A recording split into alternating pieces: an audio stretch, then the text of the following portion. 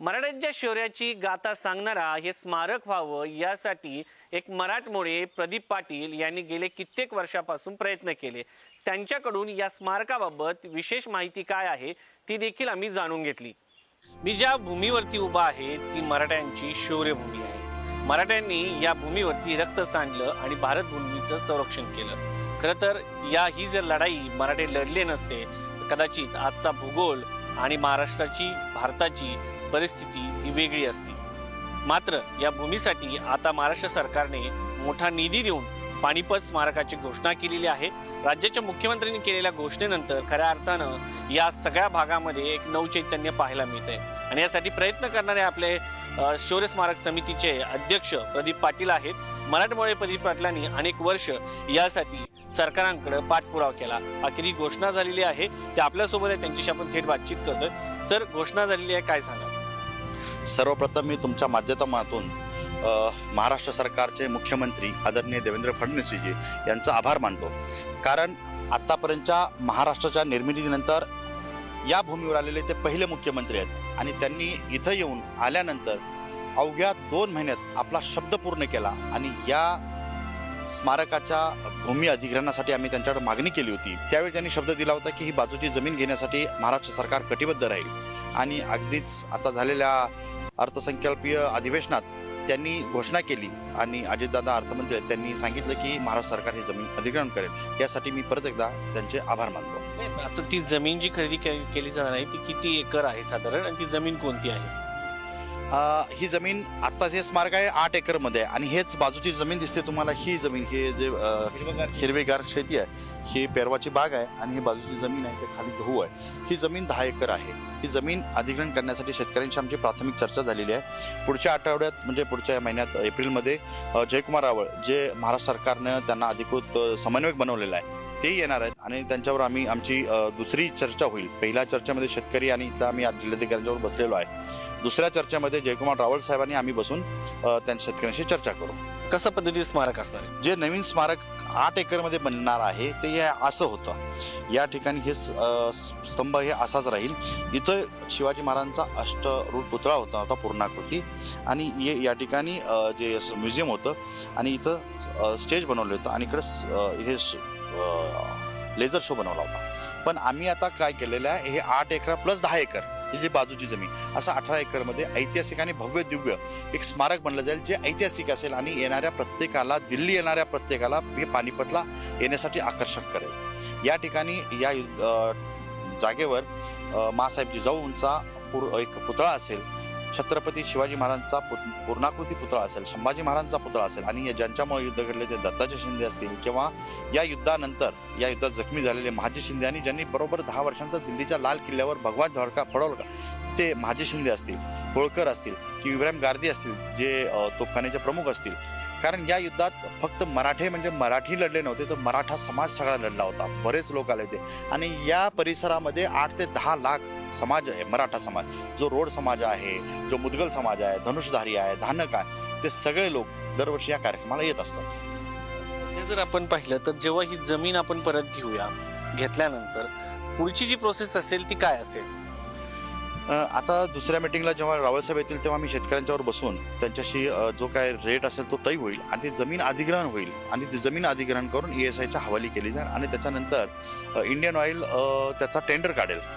Tender काढल्यानंतर त्याचं काम चालू होईल आणि आम्हाला अपेक्षा आहे की येणारा जो 14 जानेवारी 2026चा कार्यक्रम असेल तो नवीन भव्य दिव्य स्मारकात करण्याचा प्रयत्न असेल आमचा।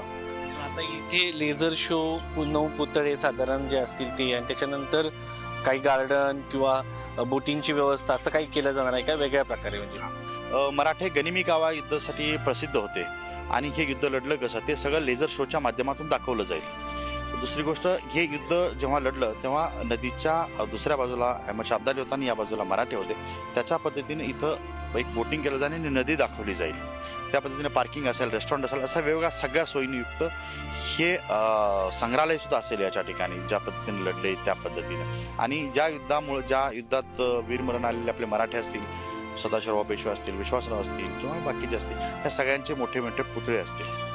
एक मुद्दा हा आहे, अलीकडच्या काळामध्ये इतिहासाबद्दल अनेक दावे प्रतिदावे होतात, मात्र हे जेव्हा स्मारक बनेल तेव्हा याच्यासाठी काही इतिहास तज्ज्ञाची मदत घेतली जाईल का? कारण नंतर वाद झाल्यानंतर स्मारक एकीकडे राहतं, वाद समोर येतात. नाही, यासाठी आम्ही महाराष्ट्र असेल किंवा देशभरातल्या वेगवेगळ्या इतिहासकारांशी भेटलेलो आहे आणि भेटी चालू आहेत. जो ॲक्च्युअल इतिहास आहे तो इतिहास आम्ही लोकांच्या समोर मांडणार आहे. काही जणांना वाटतं की पानिपतमध्ये मराठे हारले, पण ते हारलेले नव्हते. कारण पानिपत हे युद्ध मराठे जे आले होते ते एक मोहीम म्हणून आले होते. पानिपत हारले नाहीत मराठे. अगर मराठे पानिपत हारले असते तर अहमद शाह अब्दाली ह्या दिल्लीवर राज करून राहिला असता आणि तो इथंच राहिला असता. पण या युद्धात तो हारल्यानंतर इथूनच परत गेला तो आणि त्याच्यानंतर कधी तो परत हिंदुस्थानकडे आला नाही. त्यामुळं ह्या युद्धाला आपण हार म्हणता येणार नाही. हे होते प्रदीप पाटील. गेल्या अनेक वर्षांपासून इथं मराठ्यांचं इतिहास म्हणजे जागवणारं एक स्मारक, शौर्य स्मारक जे आहे ते उभं राहावं यासाठी ते प्रयत्न करताना आपल्याला पाहायला मिळते. आणि हे जे स्मारकावरती आपण जर नजर टाकली तर मोठं सध्या 8 एकरावरती हे स्मारक आहे. काला आंब परिसर म्हणून, जे म्हणजे युद्ध झाल्यानंतर जो आंब्याचं झाड होतं इतकं रक्त सांडलं होतं की त्या झाडाला काळे आंबे आले होते असं सांगितलं जातं. त्या पद्धतीचं हे स्मारक असेल असं सांगितलं जातं. आणि हे पूर्ण जे स्मारक आपल्याला पाहायला मिळतंय सध्या याचं या ठिकाणी काम करण्यात आलेलं आहे. आणि समोरची जी हिरवीगार तुम्हाला बाग दिसते पेरूची, समोरचा जो भाग आहे त्यातील साधारण 10 एकर जमीन जी आहे ती खरेदी केली जाणार आहे. आणि खरेदी केल्यानंतर या जमिनीवरती साधारण 9 पुतळे जे आहे ते तयार केले जाणार आहेत. आणि या तयार केलेल्या पुतळ्यामध्ये छत्रपती शिवाजी महाराज, राजमाता जिजाऊ, छत्रपती संभाजी महाराज, इब्राहिम खान गारदी याच्यासह जे पेशवे होते ते लढण्यासाठी आले होते, मल्हारराव होळकर आहे, त्यांनी उत्तरेकडे जर महाराष्ट्राचा, मराठी माणसाचा झेंडा रोवला, या सगळ्या लोकांचा इतिहास या ठिकाणी जागवला जाणार आहे. मराठ्यांचा इतिहास उत्तरेमध्ये ज्वाज्वल्य इतिहास लोकांसमोर उभा राहणार आहे. आणि ज्या मराठ्यांनी भारताचा भूगोल तयार केला, ते भविष्य रेखाटलं, ते मराठ्यांचं स्मारक आपल्या सर्वांना प्रेरणादायी ठरणार आहे. राज्याचे मुख्यमंत्री देवेंद्र फडणवीस यांनी या स्मारकाची घोषणा केल्यानंतर दिल्लीपासून जवळ असलेल्या स्मारकाला भेटी देण्यासाठी शिवप्रेमी येत आहेत. या संदर्भात आपल्याशी बोलण्यासाठी आहेत नामदेवराव काळे, यांच्याशी आपण थेट बातचीत करूया. शिवप्रेमी आहेत आणि त्यांचं या स्मारकाबद्दल काय मत आहे हे जाणून घेऊया. सर, स्मारक होतंय याबद्दल तुमचं काय मत आहे? मराठ्यांचं स्मारक होत आहे याबद्दल घोषणा केली आहे, त्याबद्दल मी महाराष्ट्र शासनाचे आणि खास करून मुख्यमंत्री महोदयांचे आभार मानतो. हे मराठ्यांचं स्मारक नसून माझ्या मते भारत भूसाठी बलिदान देणाऱ्या सर्व वीर पुरुषांचे स्मारक आहे. कारण मराठे लढले ते महाराष्ट्रासाठी, महाराष्ट्राच्या भूमीसाठी न लढता पूर्ण भारत भूसाठी लढले. पूर्ण भारतातील सर्व लोकांना एकत्रित करून परकीय सत्तेविरुद्ध संघर्ष करण्यासाठी लढले. त्यामुळे हे संपूर्ण भारतासाठी प्रेरणादायी असे स्मारक पानिपतात किंवा आग्र्यामध्ये झालेच पाहिजे. त्याबद्दल लवकरात लवकर पावले उचलून हे स्मारक पूर्ण करावे, ही केवळ घोषणा असू नये अशी माझी कळकळीची विनंती आहे. इथं आल्यानंतर काय वाटलं तुम्हाला? काय आठवणी जागृत होतात?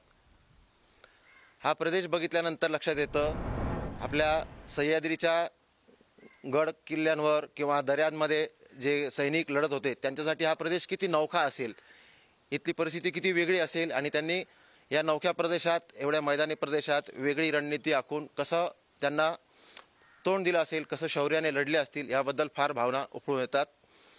लौकिक अर्थाने असं म्हटलं जातं की ते मराठे हारले, परंतु अब्दालीसारखे परकीय शक्ती पुन्हा भारताकडे नजर वळवून बघू शकली नाही आणि परकीय सत्ता पुन्हा इकडे येऊ शकली नाही. त्यामुळे लौकिक अर्थाने मराठ्यांना इथे विजयच मिळाला. अशा ठिकाणचं स्मारकाबद्दल जागृती केली पाहिजे. या चैतन्यामुळे आताच्या परिस्थितीला तोंड द्यायला, भारताच्या एकतेसाठी लढण्यासाठी प्रेरणा मिळेल. त्यामुळे अशा स्मारकांचं संरक्षण होणं फार आवश्यक आहे. धन्यवाद. तर हे होते नामदेवराव काळे यांनी आपल्याशी बोलताना, हा फक्त एक लढाई नाही तर भारत भूमीचं रक्षण करण्यासाठी मराठ्यांनी दिलेली एक शौर्य गाथा आहे, आपल्या सर्वांसाठी प्रेरणादायी कहाणी आहे.